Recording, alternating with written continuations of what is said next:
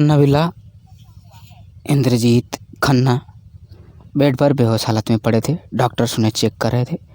Doctor, अब कैसी तबीयत है इनकी? मिसेज इंदिरा बोली।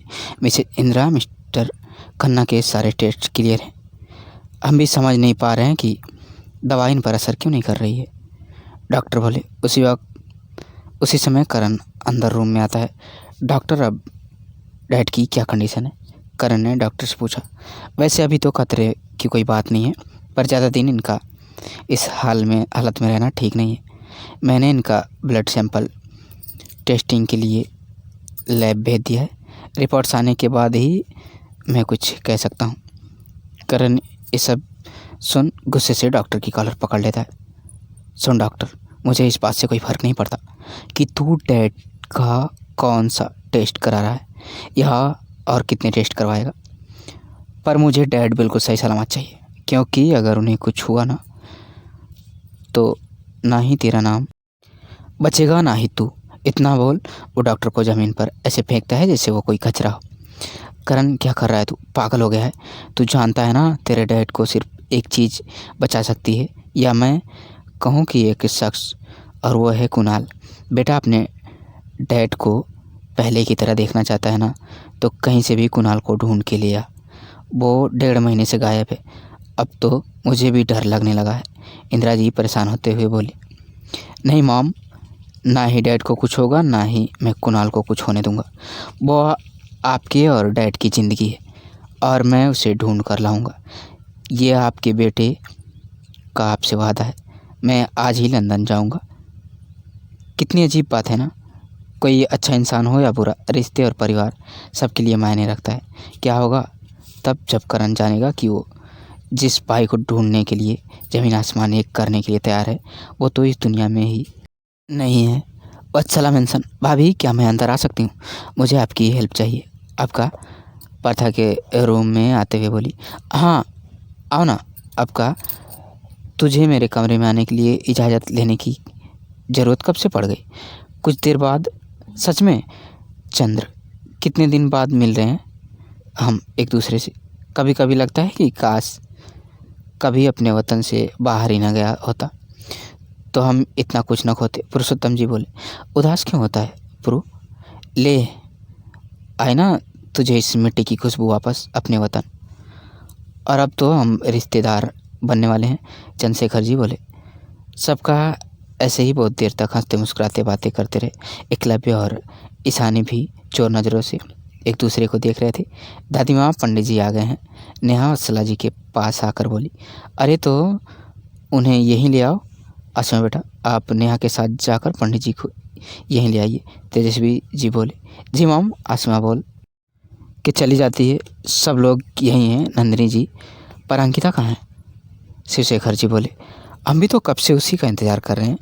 अभिमान और कुल एक साथ बोले। चंद्र, मैं तो तेरे घर के सब बच्चों को जानता हूँ, पर ये नाम पहली बार सुन रहा हूँ। कौन है ये बच्ची? पुरुषोत्तम जी ने पूछा। इस घर की रोशनी है वो। आज तो तू इस घर में इतनी जगमगाहट और ये सजावट देख रहा है ना, ये सब उसी ने की है। 2 लोग और थे यहाँ जो सबसे छुप कर अपनी पलकें छिपाए बिछाए आपका का इंतज़ार कर रहे थे। अजय, हमारे मोच बाबू और हमारे क्यूट लिटिल डेविल के मिस्टर हैंडसम अंपायर पर था। बेटा जरा देखना तो, कहीं इस वंशनियों से कोई फाइल तो नहीं पकड़ा दी।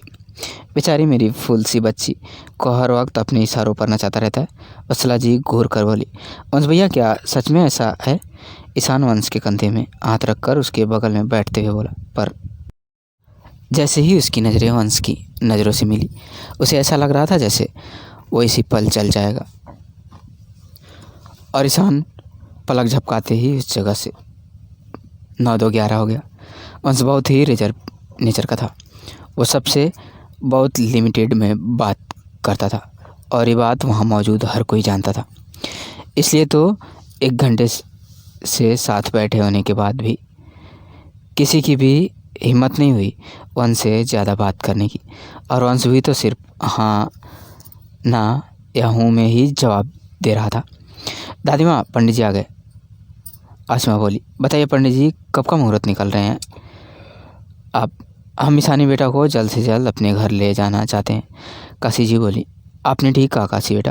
पुरुषोत्तम जी भी हमें हाँ मिलाते हुए बोले, यजमान जैसा कि मैं पहले ही केतन जी को बता चुका हूँ कि अगले हफ्ते का मुहूर्त बहुत शुभ है। आप इस मुहूर्त पर बच्चों का विवाह कर सकते हैं, क्योंकि उसके बाद साल भर तक कोई भी शुभ मुहूर्त नहीं होगी। पंडित जी बोले, पंडित जी हमें कोई प्रॉब्लम नहीं है, हम 1 साल का इंतज़ार कर लेंगे। क्यों ईशानी? प्रतिष्ठा बोली, नहीं नहीं नहीं। ईशानी और एकलव्य एक साथ बोले, 1 साल बाद शादी नहीं चाहिए। जिस पर सब हंसने लगे। बस अब देरी किस बात की, कर दो शादी की तैयारी शुरू। शिवशेखर जी बोले, भाई रिश्ता पक्का कर दो, शादी की तैयारी शुरू। पक्का हुआ है, मुँह मीठा करने के लिए मोहन थाल मंगाया जाए। पुरुषोत्तम जी जोश भरे लहजे में बोले। जैसे ही पुरुषोत्तम जी की फरमाइश वाधवा फैमिली की औरतों सुनी, उनकी तो सिट्टी पिट्टी ही गुम हो गई। उन्होंने एक से बढ़कर एक डिश बनाई थी, पर मोहन थाल वो तो उनमें से किसी को भी बनाना नहीं आता था। क्या हुआ, कहाँ खो गए आप लोग? जाइए और मोहन थाल लेकर आइए। आपको तो पता है वत्सला जी, पुरु हर खुशी के मौके पर सिर्फ मोहन थाल ही खाता है। चंद्रशेखर जी बोले, जाइए लेकर आइए हमारे दोस्त के लिए मोहन थाल। चंद्रशेखर जी आगे बोले, मोहन थाल यहाँ है दादाजी हमारे पास। सब पीछे मुड़कर देखते हैं और सबकी आंखें फटी की फटी रह जाती है। आपका अपने हाथ में मोहन थाल की प्लेट पकड़े खड़ी थी। सब इसलिए नहीं शॉक थे कि आपका मोहन थाल लेकर आई थी। घर के सब लोग तो इसलिए शॉक थे कि आपका ने आज पहली बार साड़ी पहनी थी। आपका आसमानी रंग की नेट की साड़ी, घुंघराले गुले बाल, माथे पर छोटी सी नग वाली बिंदी, आंखों में गहरा काजल, हाथों में भरी भरी आसमानी मेटल की चूड़ियाँ, पैरों में पायल। आपका इतनी खूबसूरत लग रही थी कि किसी की नज़रें नहीं हट रही थी। मौज की नज़रें आपका पर ही थी और वंश की भी नज़रें कहाँ हट पा रही थी आपका से। आपका ने भी नज़रें तिरछी करके वंश की तरफ देखा। आपका ने जब वंश की नज़रें खुद पर महसूस की तो आपका शर्म से अपनी नज़रें नीचे कर लेती है। आपका का चेहरा शर्म से लाल हो गया था। आपका बेटा यहाँ आइए हमारे पास। वत्सला जी ने आपका को अपने पास बुलाया। आपका नज़रें नीचे की हल्की सी मुस्कान के साथ वत्सला जी के करीब जाती है। आपका बेटा, आप इस साड़ी में बहुत खूबसूरत लग रही हैं और हम चाहते हैं कि आप रोज़ साड़ी ही पहने। वत्सला जी आपका के कानों में पीछे वाला काला टीका लगाते हुए बोली, प्रथा बेटा आप कल की डिज़ाइनर को बुलाइए, शादी की शॉपिंग तो करनी है, पर हम आपका के लिए भी शॉपिंग करना चाहते हैं। वत्सला जी बोली, बल्कि सिर्फ प्रथा और ईशानी ही क्यों, आप सब जल्दी जल्दी अपनी शॉपिंग ख़त्म कीजिए, क्योंकि हम चाहते हैं कि ईशानी की विदाई इस घर से हो। केतन बेटा, केतकी बेटा, तुम्हें कोई परेशानी तो नहीं? नहीं नहीं नहीं आंटी जी, परेशानी की कोई बात नहीं। ईशानी जैसे हमारी बेटी है वैसे ही इस घर की बेटी है। केतकी जी बोली, आपका बेटा आप सबका मुंह मीठा करवाइए। शिवशेखर वाधवा जी बोले। आपका मिठाई की प्लेट लेकर पुरुषोत्तम जी के पास आती है राधे कृष्णा दादाजी। आपका पुरुषोत्तम जी के पास आकर पैर छूते हुए बोली, माफ़ कीजिएगा दादाजी, हमने ये पहले बार बनाया है, अगर आपको ये पसंद। आपका आगे भी कुछ बोलने वाली थी कि पुरुषोत्तम जी हाथ दिखाकर रोक देते हैं और एक पीस मिठाई लेकर खाते हैं। आपका कस के अपनी आंखें नीचे खड़ी थी। घर के सब लोगों की नज़र पुरुषोत्तम जी के चेहरे पर थी। आपका बेटा, हम चाहते हैं कि आप हमारे साथ हमारे घर चलें, ताकि आप हमें ये रोज़ बनाकर खिला सकें। पुरुषोत्तम जी की आंखें नम थी। दादाजी आपकी आंखें। आपका बोली, कुछ नहीं बेटा, इसे खाकर हमें हमारी बिटिया याद आ गई। बनाती थी, स्वाद था वो बिल्कुल ऐसा ही मोहन थाल जिसके हाथों में हमारी माँ के हाथों का आज तुमने वही स्वाद याद दिला दिया।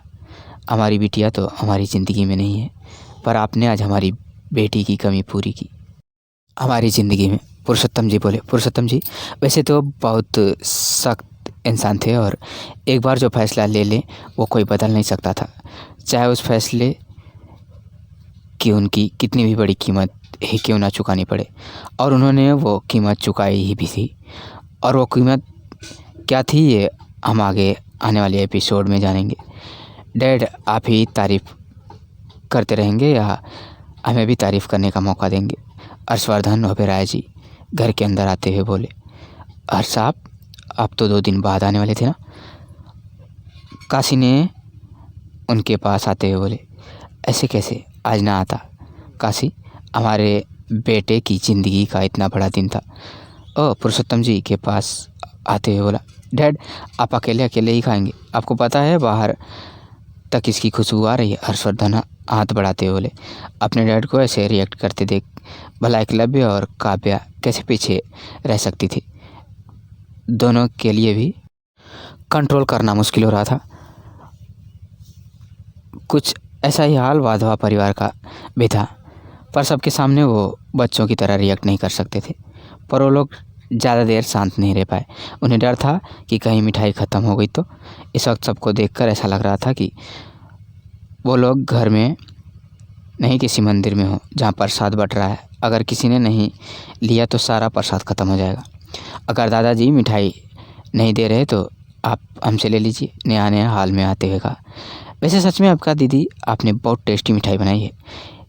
यहाँ तक लाते लाते 7 पीस तो हम ही खा गए और ये रही 8वीं पीस। नेहा सबको अपने हाथ में मिठाई की पीस दिखाते हुए बोली, और खाली।